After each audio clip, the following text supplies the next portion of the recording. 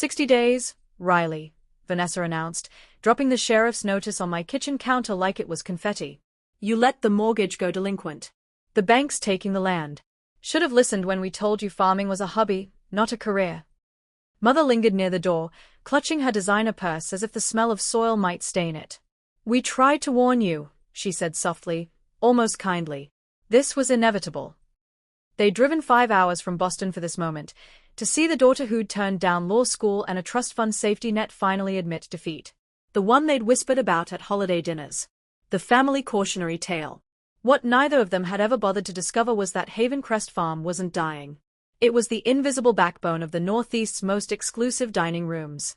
18 Michelin-starred restaurants, 7 James Beard winners, and a private chef clientele that paid 5 figures per season just to secure first dibs on my harvest.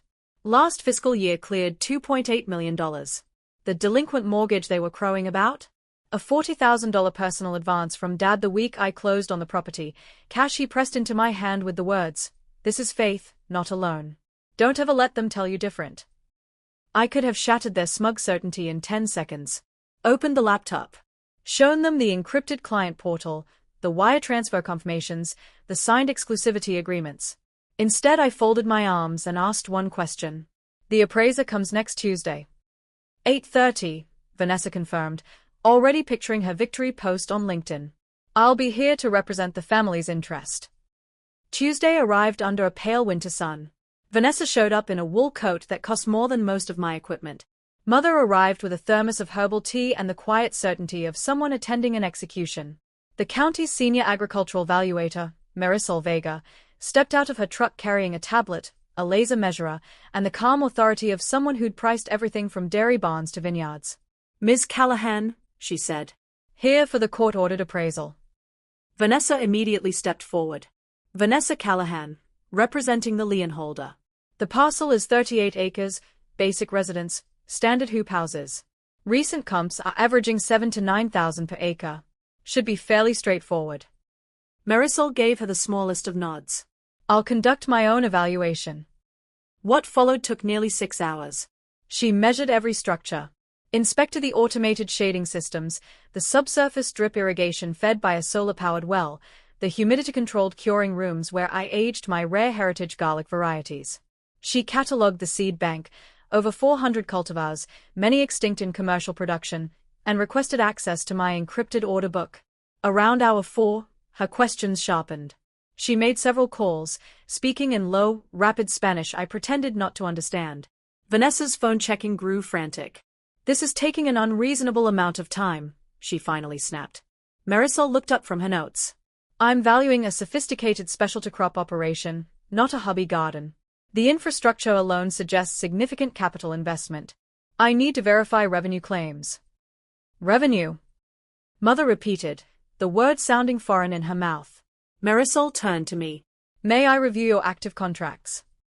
I brought her into the small office that used to be the old milking parlor. Vanessa and Mother crowded in behind us.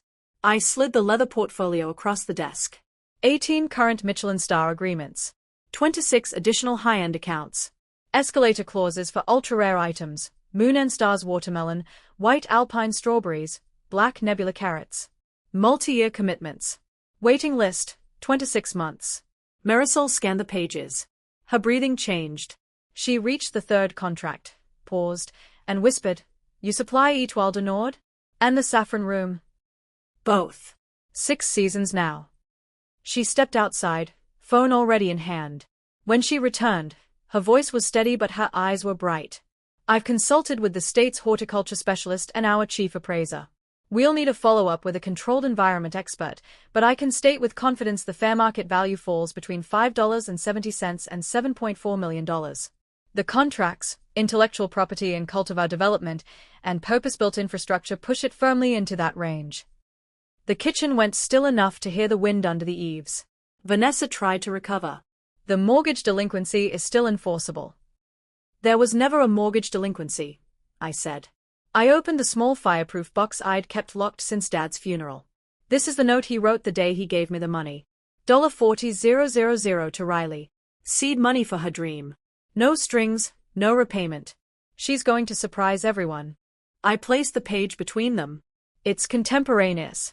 It's admissible. The court will dismiss the foreclosure petition. Marisol gathered her equipment. My report will reflect these findings. The action will likely be vacated. The claimed amount is immaterial compared to the asset value, and the underlying debt documentation appears inconsistent. She left. The silence that followed was louder than any argument. Vanessa stammered something about further review. Mother simply stared at the floor. I opened the back door. Leave. Don't come back. Don't call. If you try this again, I'll defend what's mine with everything I have, and as you've just learned, that's a great deal more than you imagined. They left without another word. The judge dismissed the case 5 weeks later, citing insufficient evidence of indebtedness and questionable conduct in initiating proceedings. Vanessa received a letter of admonishment from the Bar Association. I made one permanent change after that morning. For years I'd kept the lights low, discretion for my chefs, peace for me. But letting people believe the lie had cost me too much. I opened the gates. Said yes to the journalists, the photographers, the documentary teams. When Ita wanted to do a long-form profile on underground sourcing networks, I let them inside. The cover story dropped in early March. Full-color spreads of the frost-covered tunnels at dawn. Quotes from 3-star chefs. The numbers in black and white. Headline: The Silent Empire That Feeds the Stars. I sent one copy to Mother. No envelope. No note. Just the magazine, tabbed to the page that read, "Still just playing in the dirt." Vanessa wrote me a month later. Riley, I believe the version that was easiest. I never asked questions. I never came to see. Dad knew what you were capable of. I didn't. I'm not asking for a clean slate, but if you'll allow it, I'd like to start learning who my sister actually is. One honest conversation at a time. I let the letter sit on the counter for 3 days. Then I answered. Saturday. 7 a.m. Bring boots, not excuses. We'll walk the rows. You ask. I'll answer. We'll see whether listening becomes believing. Signed, your sister, if you show up. They came to claim a failure. They left realizing the only failure had been their refusal to look. And Dad. He always knew.